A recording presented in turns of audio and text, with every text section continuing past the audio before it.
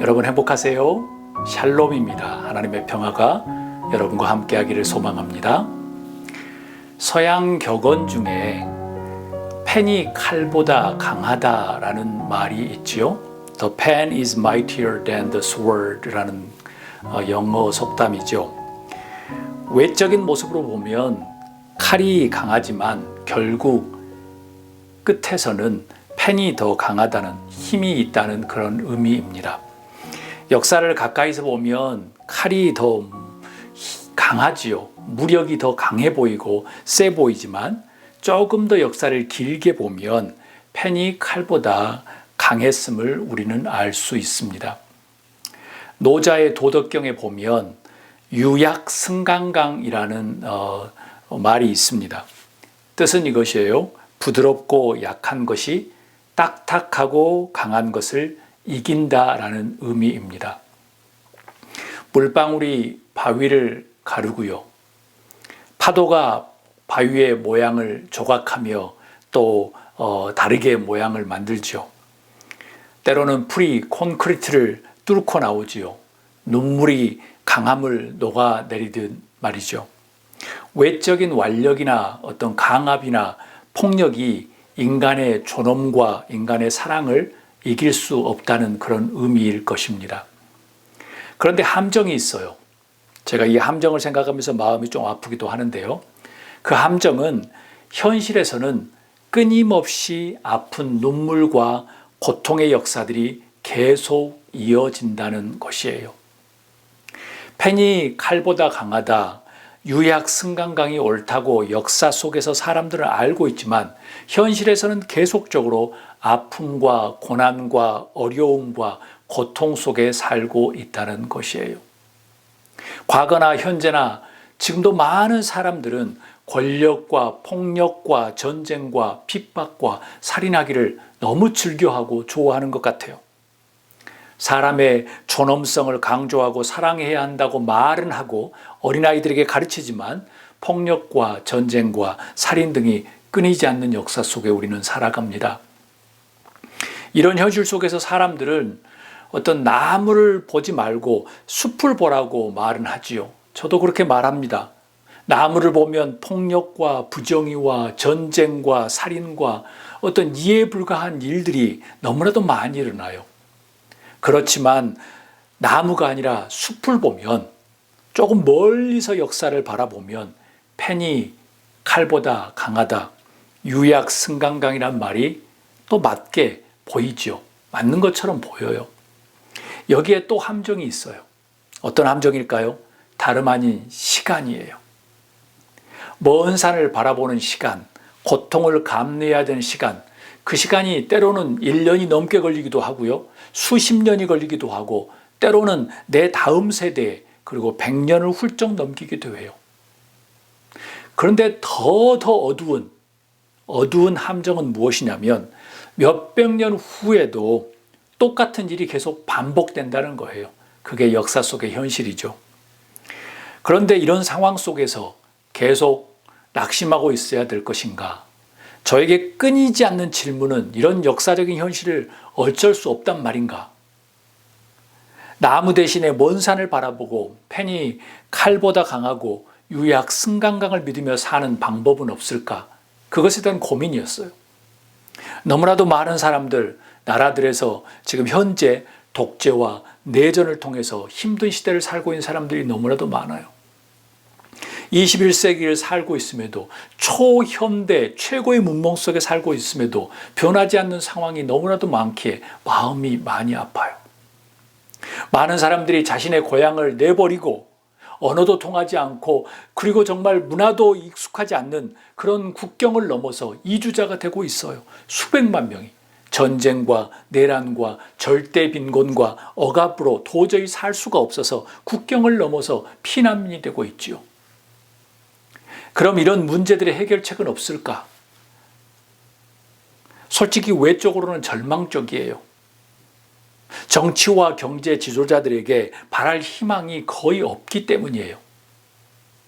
자신들의 정치와 경제 리더들이 정의롭지 못하고 썩었고 그리고 폭력과 전쟁을 좋아하니 이런 현실에서 어떻게 하겠습니까? 그래서 그들은 국경을 넘어서 목숨을 걸고 어린아이들을 들쳐매고 미국을 향해서 유럽을 향해서 그렇게 이주민이 되어가는 것이겠죠. 이런 생각을 해보았습니다. 엉뚱한 생각이에요. 실현 불가능하겠지만 만약 위로의 아들 바나바와 같은 리더가 그들 가운데 있다면 조금은 바뀌지 않을까라는 생각. 고통 속에 있는 사람들에게 조금이라도 숨을 쉴 수 있는 미세한 틈을 마련되지 않을까라는 생각. 체제와 시스템을 바꾸는 것은 거의 불가능하겠지만 세세한 그 공동체 안에서 변화는 기대할 수 있다는 그런 생각, 그런 희망을 가져보는데요. 저희가 잘 모를 뿐 그래도 감사한 것은 세계 방방곡곡에 조금씩 그런 위로와 희망을 위해서 노력하는 사람들이 있다는 것이에요.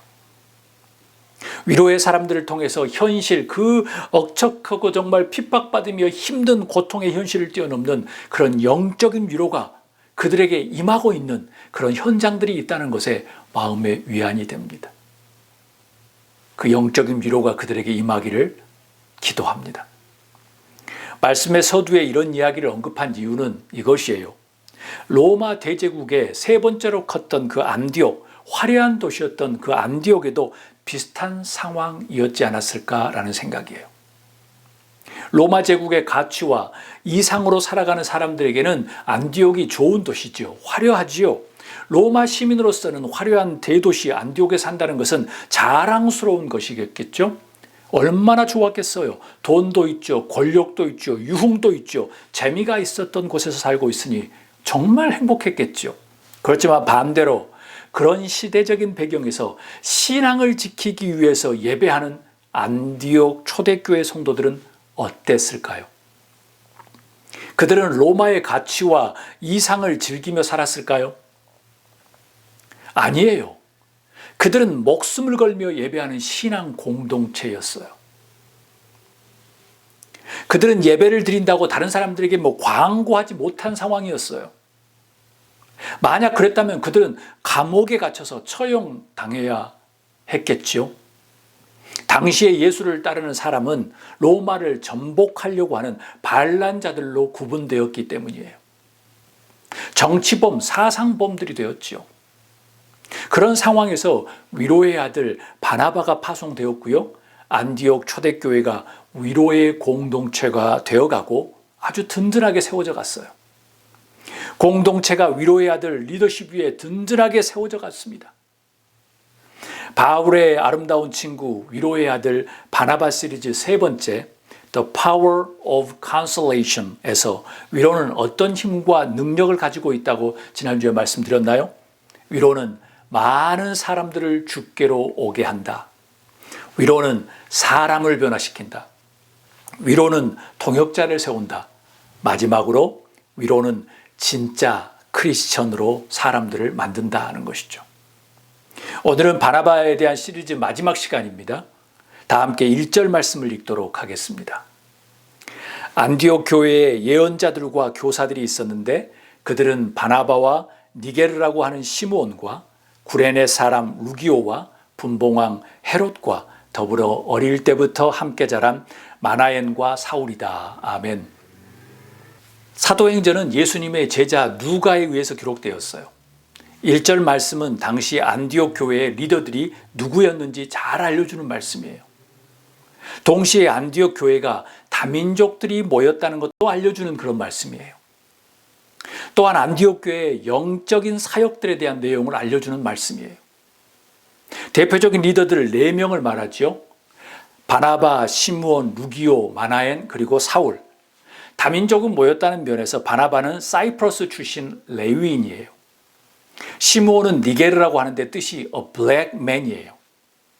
루기오는 북아프리카 출신이에요. 그렇지만 북아프리카 출신이었지만 로마 시민이었죠. 마나에는 왕자 헤롯과 함께 자란 어린 시절 친구였죠. 마지막으로 사울은 바리새인으로서 소아시아, 길르기아 다소 출신이었어요. 이 말씀은 참으로 의미심장합니다. 왜일까요?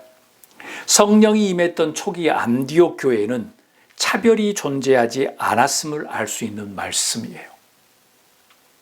진짜 성령이 임하면 인종차별과 편견이 사라진다는 의미입니다.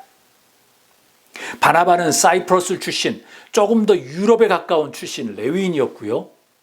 사울은 바리새인으로서 출신으로서 소아시아 그리고 출신이고요. 시므온은 블랙맨, 흑인이었어요.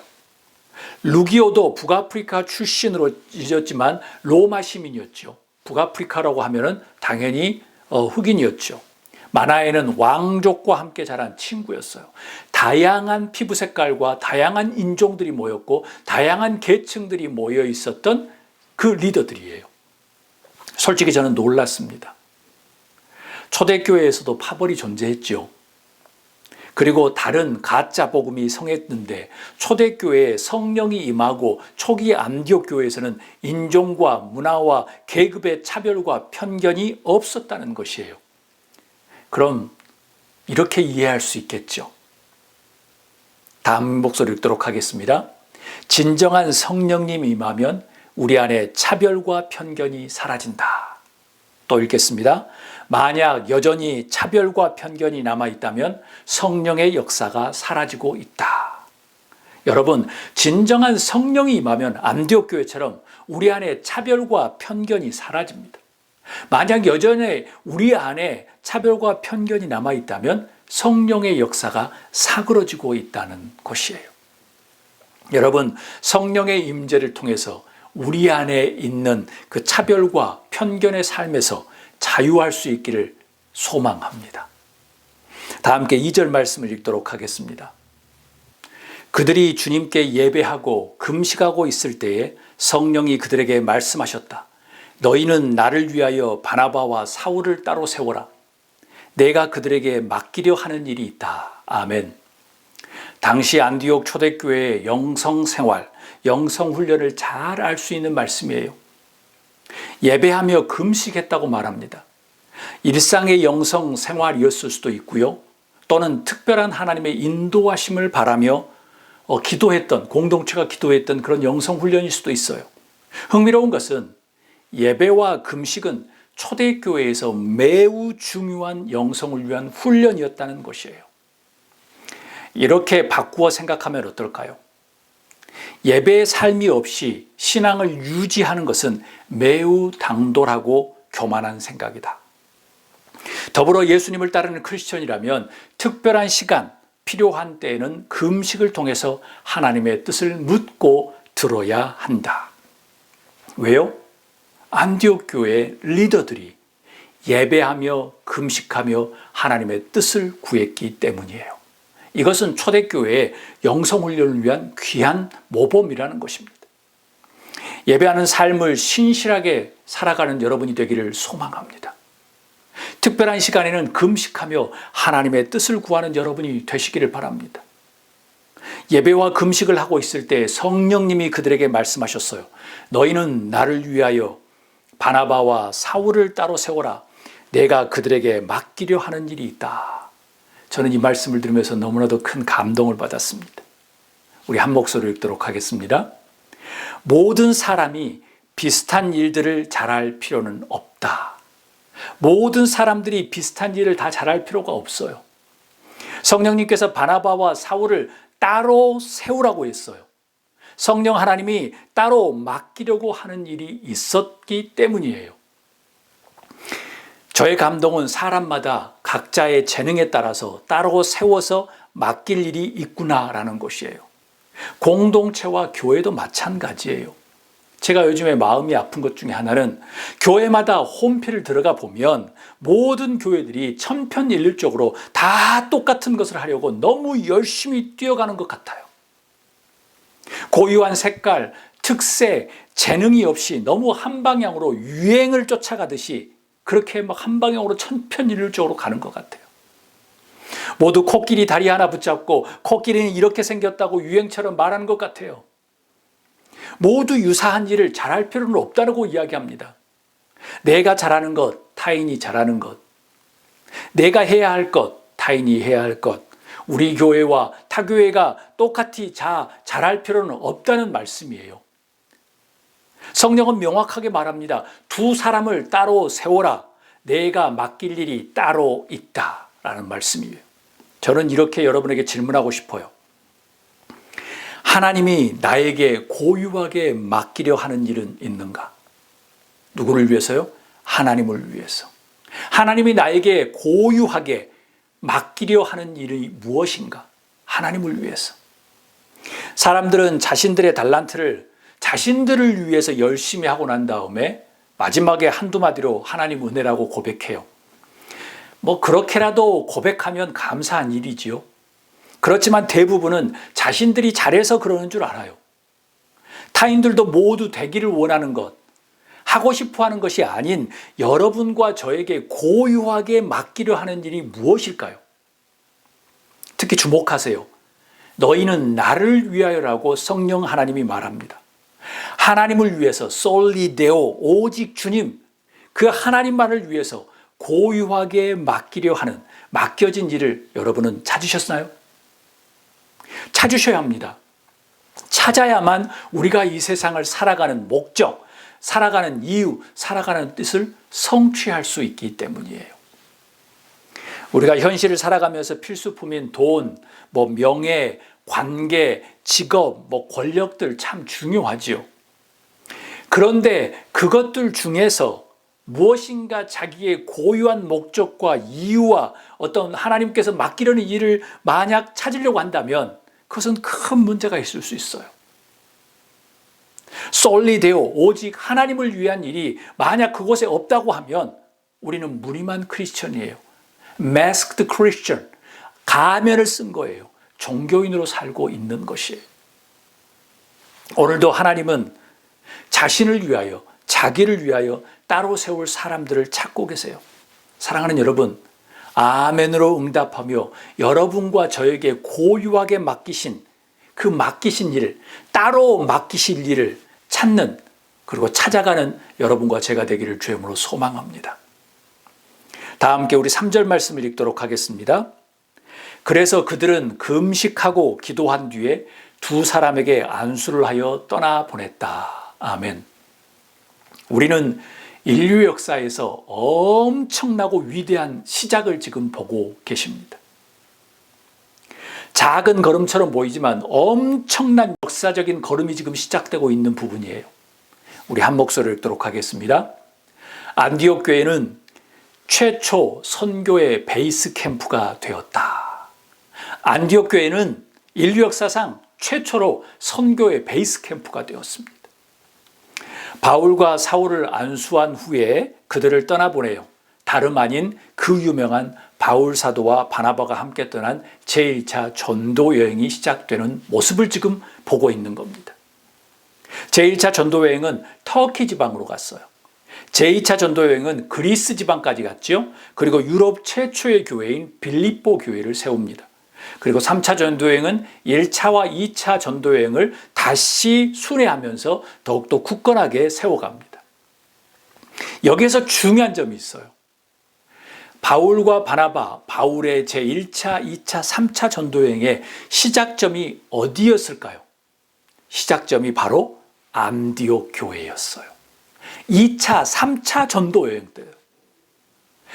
안디옥 교회가 최초 선교의 베이스 캠프가 되었다는 말씀이에요. 1차뿐만 아니라 2차, 3차도. 여러분, 제가 질문합니다. 베이스 캠프의 역할은 무엇인가요? 우리가 히말라야를 오르기 위해서는 영상으로 보면 베이스 캠프에서 적응 훈련을 하고요. 또 베이스 캠프에서 지원을 하고 거기서 쉬기도 하고 전략을 짜고 구조 계획을 의논하고 계획합니다. 자연재해, 사건, 사고, 회사, 국가, 교회에서도 베이스 캠프의 기능이 있어야 하죠. 그래서 베이스 캠프의 기능은 참으로 명확합니다. 바울 사도의 전도여행을 위해서 안디옥 교회는 물질적인 지원뿐만 아니라 영적인 기도로 후원하는 베이스 캠프가 되었어요. 여러분은 어떤 베이스 캠프의 역할을 하고 있으신가요? 여러분 자신에게, 그리고 여러분 가족에게, 여러분이 속한 공동체에게 어떤 역할을 하고 계신가요? 저는 꼭 물질적인 후원만을 이야기하는 것이 아니에요. 영적인 후원도 더 중요하기 때문에 말씀드립니다. 바울 사도가 2차, 3차 전도여행은 안디옥에서 시작한 것을 보면 교회에서 많은 성도들이 물심양면으로 잘 도와줬다는 것을 증명해요. 제1차 전도여행 시기는 AD 47년에서 49년, 제3차 전도여행은 AD 52년에서 59년, 이렇게 합쳐보면 거의 대략 10년가량 그 기간 동안 안디옥 교회가 바울의 선교여행을 지원했어요. 바울 사도가 마음 편하게 그들을 의지하며 쉼을 가지고 계획할 수 있도록 잘 물심양면으로 영적으로 지원했다는 것이지요. 사랑하는 여러분, 저는 이렇게 도전하고 싶어요. 어떤 사람들에게, 어떤 타인에게 여러분이 영적인 베이스 캠프가 되셨으면 좋겠어요. 여러분이 어느 공동체와 우리 교회의 영적인 베이스 캠프의 역할을 감당하면 좋겠습니다.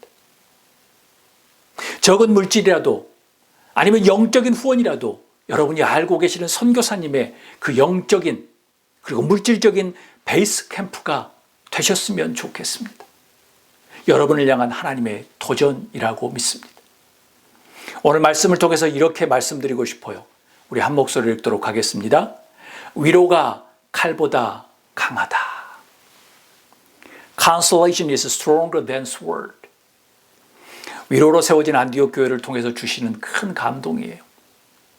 안디옥은 처음에는 예루살렘 교회에서 파송한 위로의 아들 바나바를 통해서 자리를 잡아가는 이방 디아스포라 교회였어요. 비록 화려한 대도시 안디옥이었지만 너무나도 다양한 민족들이 자신들의 색깔과 문화를 가지고 모인 공동체였기 때문에 쉽지 않았을 것이에요. 위로의 아들 사역이 시작되면서 교회가 나쁜 쪽으로 가지 않고 성령의 역사가 더욱 강하게 되었습니다. 희망이 새록새록 자랐지요. 결국 바나바와 사울을 파송하는 선교 베이스 캠프가 된 것이에요. 누구도 전혀 예상하지 못한 일이 일어난 것입니다. 왜냐하면 초대교회들은 도망자 신세였어요. 겁을 내고 두려워해야 될 입장이었는데 예수님의 부활을 도리어 전하는 사람들로 지금 바뀐 것이지요. 도움을 받는 처지에서 도움을 주는 사람들로 바뀐 것이에요. 마치 한국이 원조를 받던 나라에서 원조를 하는 나라로 바뀐 것처럼 말이죠. 그런 의미에서 위로가 로마의 창과 칼보다 훨씬 강하다는 것을 알 수 있습니다. 도망자처럼 안디옥에 왔지만, 피난민처럼 흩어져서 안디옥에 왔지만 그들은 더 이상 눈치를 보며 도망자처럼 살지 않았어요. 이렇게 교회가 강한 모습을 갖춘 것은 어떤 영향 때문이었을까요? 당연히 위로였습니다. 위로의 아들 바나바의 리더십이었지요. 그가 아마도 제왕적인 리더십을 사용했다면 안디옥은 오래가지 않아서 분열과 분쟁으로 가득했을 거예요. 또한 로마가 두려워서 소극적인 모습을 보였을 텐데 만약 그랬다고 하면 바울의 선교를 후원하는 담대함도 보이기 쉽지 않았겠지요. 칼보다 강한 위로의 힘 때문에 그들은 담대해져서 로마에게 두려워하지 않고 바울의 선교를 후원하는 그런 교회가 된 것입니다. 또한 이런 감동을 받았어요. 우리 다음 목소리를 읽도록 하겠습니다. 나중된 자가 먼저 된다. 안디옥 교회는 예루살렘 교회보다 나중에 설립된 교회예요. 피난민들이 모여서 세운 교회예요. 예루살렘 교회는 자신들이 중심이라고 생각했겠죠. 그래서 바나바를 파송한 거예요. 역사의 아이러니는 이런 것입니다. 복음이 중동아시아와 유럽으로 전해지는 그 사역은 예루살렘 교회에서 감당한 것이 아니라 안디옥 교회가 감당하게 되었어요. 심지어 나중에 예루살렘 교회가 힘들어졌을 때 안디옥 교회가 물질적으로 도와주지요. 원조까지 하는 선교의 중심지가 됩니다. 나중된 자가 먼저 될 자가 많다고 하는 예수님의 말씀이 이루어지는 순간이에요. 시대는 바뀌고 지역도 바뀌고 하나님의 계획도 흘러가지요. 나중된 자가 먼저 되는 일들이 세계 곳곳에서 일어날 것입니다. 일어났고 지금도 일어나고 있으며 앞으로도 일어날 것입니다. 또 이런 도전을 해보고 싶어요. 한 목소리 읽도록 하겠습니다. 위로의 교회가 세계 지도를 바꾸다. 위로의 교회 안디옥은 세계의 모든 길은 로마로 통한다라고 했던 그 로마 대제국이 두 손을 두고 기독교에 황복할 수밖에 없었던 그런 기독교의 복음의 역사, 선교의 역사의 교두보가 되고 시작점이 되었어요. 세계 기독교의 허브가 예루살렘에서 안디옥으로, 그리고 유대인에서 이방인으로 패러다임이 바뀌는 역사가 지금 눈앞에 벌어지고 있는 것이에요. 어떻게 이런 기능이 가능했을까요? 어떻게 이런 일들이 가능했을까요? 위로의 힘 때문이에요. 바나바와 같은 위로의 아들이 교회를 든든히 세웠고요. 더불어 위로의 영이신 성령의 역사가 사람들을 위로했기 때문이에요. 성령은 헬라어로 파라클레토스예요. 그 뜻은 위로자, 상담자, 대언자예요. 카운셀러. 성령이 충만하니 위로를 받는 그들은 두려움이 사라지게 된 거예요. 담대함이 생기게 되었어요. 이것이 위로의 영, 성령의 충만함의 증거입니다. 하나님의 섭리는 참으로 오묘합니다. 마가의 다락방에서 성령이 임하고 극소수였던 초대교회 성도들이 많아지더니 핍박으로 흩어지게 됩니다. 도망자 신세의 그 이방 도시 그 안디옥에 피신한 후에 교회가 시작되고요. 그때 위로의 아들 바나바가 목회를 시작하고 바울을 동역자로 세웁니다. 안디옥 교회는 서로 위로하며 아름다운 소문이 안디옥 도시에 퍼지게 되고요. 그들이 안디옥 도시 사람들이 안디옥 교회 성도들을 보고 크리스천이라고 이름을 붙여줍니다. 그런데 더욱 흥미롭고 놀라운 사실은 또 이것이에요. 마가의 다락방은 누구의 집이었죠? 마가의 집이지요? 마가는 누구였지요? 다름 아닌 바나바 친누나의 아들이었어요. 즉 마가의 집은 바나바 친누나의 집이었죠. 마가는 바나바의 조카가 됩니다. 제1차 전도여행 때 마가는 삼촌 바나바를 따라가지요. 여러분, 우연치고는 너무 치밀하게 계획된 각본처럼 빛나는 하나님의 계획과 섭리라고 생각되지 않으십니까? 마가의 집이 교회의 중심이 되고요. 삼촌은 재산을 팔아서 초대교회를 돕고 교회의 리더가 되고요. 그런 후 사울의 핍박으로 흩어져서 모두 무너지고 절망과 포기와 모든 것이 빠져 있을 때, 그러나 하나님은 안디옥에 그 피난민들이 모여서 다양한 민족들이 모였던 그 조그마한 공동체 위로의 아들인 바나바를 보냈어요. 교회가 위로로 든든하게 세워졌죠. 바나바가 동역자로 그 악랄하고 핍박쟁이였던 바울을 동역자로 세우지요. 바나바의 가족과 교회가 바울의 선교여행의 주역이 됩니다. 우연치고는 너무 필연 아닌가요? 이런 감동을 받았어요. 우리 한 목소리를 듣도록 하겠습니다. 하나님의 계획은 놀라울 따릅니다. 여러분, 놀랍고 경이로운 하나님의 계획 안에 거하는 우리가 되어지기를 주님으로 축복합니다. 하나님의 신비롭고 경이로운 계획의 한 여정에 우리가 그 여정의 흐름에 동참할 수 있기를 주님으로 축복해요. 말씀을 맺으려고 합니다. 결국 위로의 아들 바나바를 통해서 병거와 전사의 도시, 화려한 그 안디옥의 조그마한 무리였던 그 안디옥의 초대교회가 든든히 세워졌습니다. 최초의 선교 베이스 캠프가 되었던 안디옥 교회가 마침내 로마 제국을 항복시키는, 무너뜨리는 초석을 마련하는 큰 일조를 했죠. 선교의 베이스 캠프가 되었습니다. 위로의 아들 바나바와 바울은 알고 있었을까요?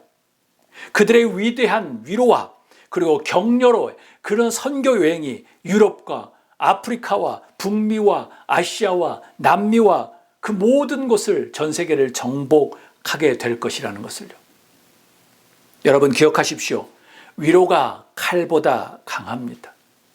위로받는 세대인 이 시대는 위로를 원합니다. 위로의 영 성령님, 위로의 영 성령님의 역사를 기대합니다. 위로는 나중된 자가 먼저 되게 합니다. 위로의 교회가 세계의 지도를 바꿉니다. 하나님의 계획은 놀라울 따름입니다. 오늘 지금 이 시간 전하는 자나 듣는 자나 놀라운 하나님의 계획 안에 있습니다.